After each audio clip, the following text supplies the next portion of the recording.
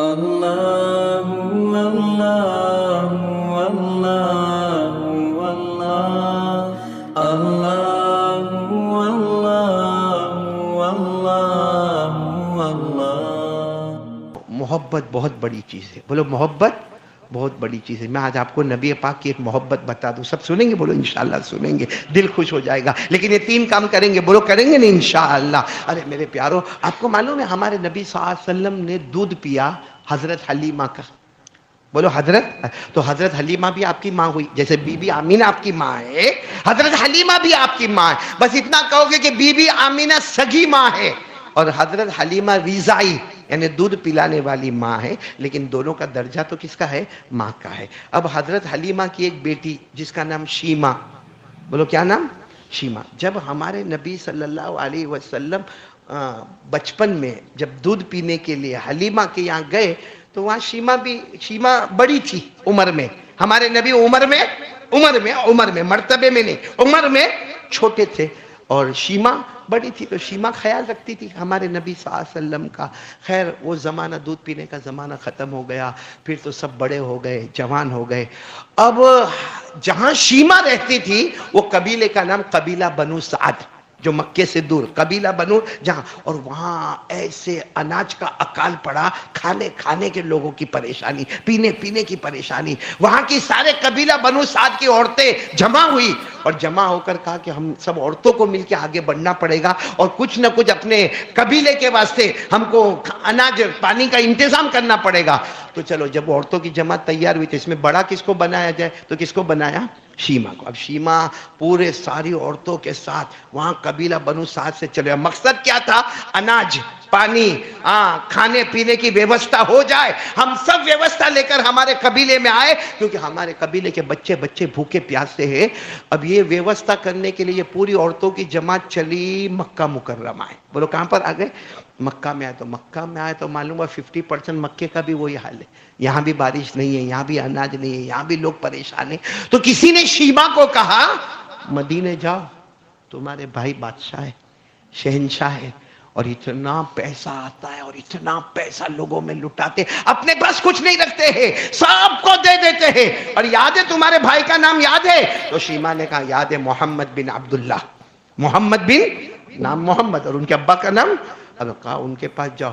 تو کچھ لوگوں نے کیا کہا، اے شیمہ نہیں جانا وہاں نہیں جانا، بہت بڑے بادشاہ ہیں، تم لوگ سب غریب ہو، تمہارے کپڑوں کے ٹھکانے نہیں ہے، وہ بہت بڑے بادشاہ ہے، اور بادشاہ کے دربار میں جانے کے لیے کچھ ہونا چاہیے۔ شیمہ نے جب سنا کہ میرے بھائی، بولو کون، مدینے میں ہے، کہا چلو چلتے ہیں۔ اب کوئی چھوٹا موٹا سفر نہیں تھا، 600 کلومیٹر کا سفر طے کرتے آج جہاں مسجد قباء ہے، قباء، وہاں شیمہ نے ساری عورتوں کو کھڑا کیا اور کہا کہ تم یہی رہو، اب میں اکیلی آگے جا رہی ہوں۔ اب شیمہ پوچھتے ہمارے نبی صلی اللہ علیہ وسلم کے دروازے سے 10 قدم دور کھڑی ہو گئی۔ وہاں کوئی شخص ملے، ان کو کہا جاؤ اندر جا کر محمد بن عبداللہ کو کہو، محمد بن عبداللہ کو کہو بہن آئی ہے۔ کون آئی ہے؟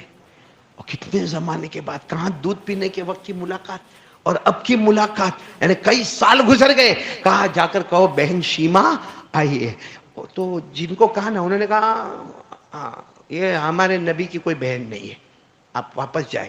تو شیمہ نے کہا آپ پیغام تو پہنچاؤ، پیغام پہنچا دو، وہاں سے منع کر دیں گے میں یہاں سے چلی جاؤں گی، لیکن جواب تو لے کر آؤ۔ میرے دوست، دل کو رلا دینے والی بات ہے، جہاں ہمارے نبی کو پیغام ملا اور ہمارے نبی کچھ بھی کام میں ہوں گے اور پیغام ملا کہ شیمہ میری بہن آئے، ہمارے نبی کے آنکھوں میں اس وقت جو آنسو کی لڑیاں آئی ہے، اور کھڑے ہو گئے اور سیدھے اپنی چادر مبارک جو آپ کے کندھے مبارک پر تھی اس کو اٹھایا اور دروازے کے باہر آئے اور دیکھا، شیمہ کو دیکھا، کہا آؤ میری بہن آ جاؤ، اور کہا چادر بچھا دو۔ ہمارے نبی نے چادر بچھایا، کہا شیمہ زمین پہ چل کے نہیں آؤ گی، میری چادر ہوگی، اس پر تمہارے پاؤں ہوں گے اور تم چلتے ہوئے میرے پاس آؤ گی۔ یہ کہہ کر تو شیمہ پہلے تو گھبرائی، کہا نہیں محمد تم میرے پاس، کہا نہیں مجھے، تم کو میری چادر پہ سے ہی چل کر آنا ہوگا۔ خیر آئے۔ اس کے بعد میں کیا ہوا معلوم؟ شیمہ تھوڑی گھبرا رہی تھی، بھئی کوئی بھی گھبرائے، اتنے بڑے رعبدار چہرے والے ہمارے آقا صلی اللہ علیہ وسلم، تو ہمارے نبی نے ہنسنے ہنسانے کے لیے کیا کیا، اپنا یوں کندھے کو یوں اٹھایا، کہا دیکھو یہ نشان دکھا، یہ نشان دکھتا ہے؟ شیمہ نے کہا دکھتا، بچپن میں تم نے کاٹا تھا، बचपन में हम खेल रहे थे तो मैंने तुमको धक्का दिया था, तुमने मुझे यहां काटा था, वो निशान आज भी मौजूद है। और हमारे नबी ने रोते रोते कहा, शीमा रोजाना वो निशान देखकर तुम्हें याद कर सकता हूं, रोजाना वो निशान देखता हूं और तुम्हें याद करता हूं कि मेरी बहन है शीमा, लेकिन पता नहीं कि कहाँ है। कभी मुझे जिब्राइल ने भी नहीं बताया कहाँ चले गए, क्या मामला है, लेकिन ये निशान देखकर तुम्हें बस शीमा ने जब ये निशान देखा तो शीमा भी रोई, बहुत देर तक बातें हुई। उसके बाद हमारे नबी सल्लल्लाहु अलैहि वसल्लम ने फरमाया, बहन अब जाने नहीं दूंगा, अब जाने नहीं दूंगा, अब तुम मेरे पास रह जाओगी और जो चाहिए तुम्हें मैं दूंगा। शीमा ने कहा, नहीं, मैं वादा करके आई हूं, मैं मेरे कबीला बनु साद वालों से वादा करके आई हूं, वहां खाने के लाले हैं, वहां भूखे हैं, गरीब है, मैं वहां का वादा करके आई हूं। तो हमारे नबी सल्लल्लाहु अलैहि वसल्लम खुद बाहर निकले और फरमाया जितने मदीना वाले हैं, जिसके पास जो हो, आज मेरी बहन आई है, उनके दामन को भर दिया जाए। आप सोचो कितने लोग आए होंगे और कितना हदिया आया होगा, कितना तोहफा आया होगा। ऊंट के ऊंट तोहफे से भरे जा रहे। जब सारे ऊंट तोहफे के भर गए, हमारे नबी ने फरमाया, शीमा जितने घंटे आराम करना है आराम करो, सामान है, मैं तुम्हारी खिदमत करूंगा। शीमा ने कहा, नहीं, हमको जल्दी जाना है। लेकिन शीमा ने कहा, मैं जा रही हूं, लेकिन मेरे भाई एक काम करो ना। कहा, क्या काम करो? कहा, जो कलमा तुमने पढ़ा वो कलमा मुझे भी पढ़ा दो ना। यानी अब तक जो भाई बहन का मामला था, हमारे नबी जानते थे कि मेरी बहन ईमान वाली, ये कलमा तो अब पढ़ रही है ना, अब पढ़ रही है। जब सारा सामान आ गया तब कलमा पढ़ रही है। तो हमारे नबी ने तो एक काफिरा बहन के साथ अच्छा सलूक किया ना। बस हमारे नबी ने जैसे देखा कि शीमा ने कलमा पढ़ा, दोनों हाथ उठाकर कहा, अल्लाह तेरा एहसान है कि तूने एक भाई के जरिए से बहन को जहन्नम से आजाद कर दिया। उसके बाद अब सुनना जो मामला, अब एक ऊंट लाया गया, क्योंकि सारे ऊंटों पर तो सामान लदा हुआ था। एक ऊंट लाया गया जो हमारे नबी सल्लल्लाहु अलैहि वसल्लम का खुद का ऊंट था। इतना प्यारा ऊंट लाया गया। हमारे नबी ने फरमाया, शीमा भाई की तरफ से ये हदिया कबूल कर ले। अब ऊंट बैठा हुआ है तो शीमा बैठने जा रही है। हमारे नबी ने कहा, नहीं, ऐसे नहीं बैठोगी, ऐसे नहीं। हमारे नबी ऐसे बैठ गए, एक पाँव नीचे, एक पाँव थोड़ा ऊपर। कहा, शीमा तेरा एक पाँव मेरे हाथ पर हो, मेरे पाँव पर होगा और दूसरा पाँव मेरे यूं हाथ पर होगा और इस तरह तुम ऊंट के ऊपर बैठोगी। तो शीमा ने कहा, ना, जब मोहम्मद बिन अब्दुल्ला कहती थी तो आपके चादर पर आने शर्म आती थी, अब मोहम्मद रसूलुल्लाह कहती हूं तो रसूल का पाँव नीचे, मेरा पाँव ऊपर, रसूल का हाथ नीचे और मेरा पाँव ऊपर। हमारे नबी ने कहा, नहीं, आज तेरा पाँव मुबारक मेरे पाँव मुबारक पर और तेरा दूसरा पाँव मेरे हाथ मुबारक पर, ताकि कयामत तक आने वाले हर भाई को पता चले कि बहन का मकाम क्या होता है और कयामत तक आने वाले को पता चले कि मोहब्बत किसको कहा जाता है। मेरे प्यारों, इस तरह हमारे नबी ने बिठाया। अच्छा, बिठा तो दिया तो शीमा रोते रोते, औरत थी ना, रोते रोते, मुझे आपकी बहुत याद आएगी। हमारे नबी को वो समझे कि अभी हमारे नबी जा रहे। हमारे नबी ने फरमाया, नहीं, दूसरी औरतें कहाँ हैं? कहा, मस्जिद कुबा के पास। हमारे नबी ने फरमाया, तेरे ऊँट की रस्सी मैं पकड़ूंगा, मस्जिद कुबा तक तुझे लेकर जाऊंगा। मेरे दोस्तों, 4-5 किलोमीटर तक हमारे नबी चलते गए, खुद भी रोते गए, शीमा भी रोती गई, खुद भी रोते गए, शीमा भी रोती गई।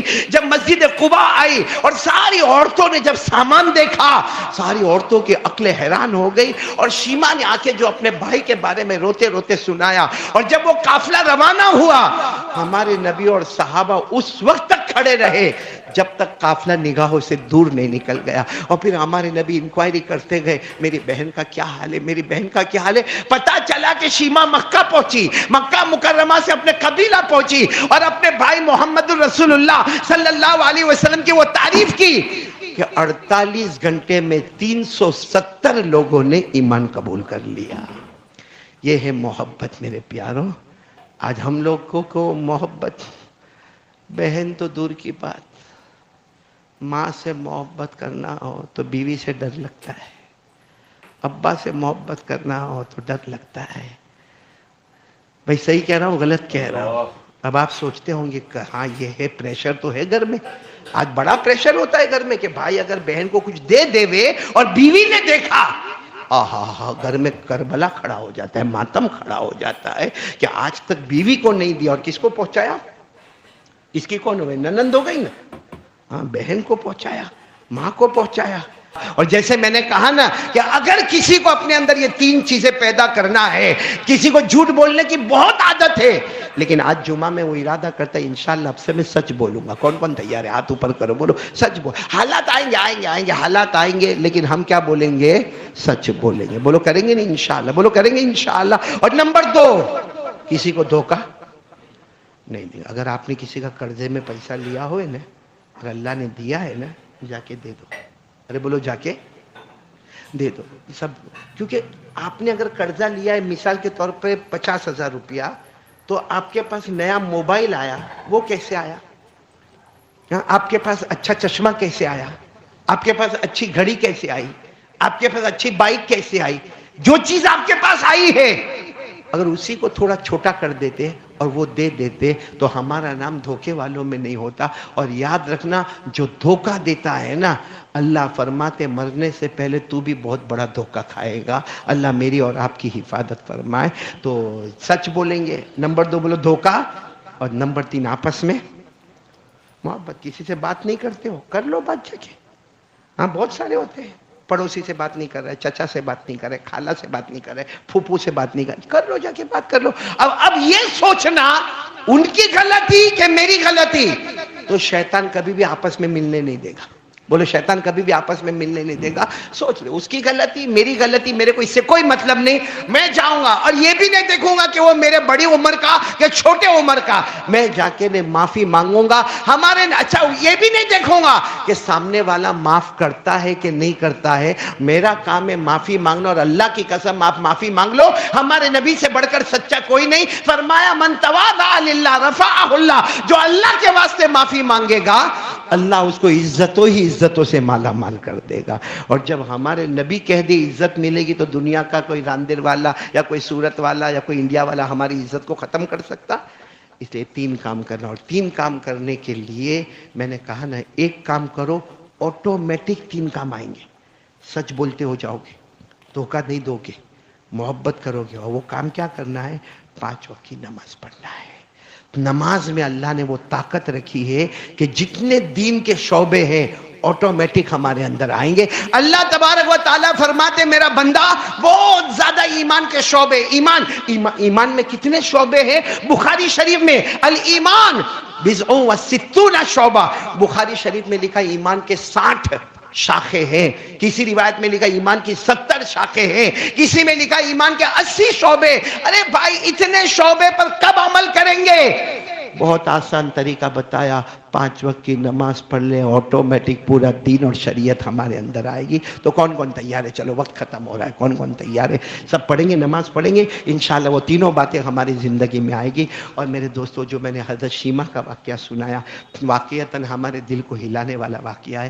اگر ہم اپنی بہن سے غلط سلوک کرتے ہو، بھائی سے، ماں سے، ابا سے، خاندان سے، دنیا والوں کے سامنے اچھے بنتے ہو اور گھر میں اور خاندان میں ہم برے ہو، تو سمجھنا اس سے بڑا برا آدمی کوئی نہیں ہوگا۔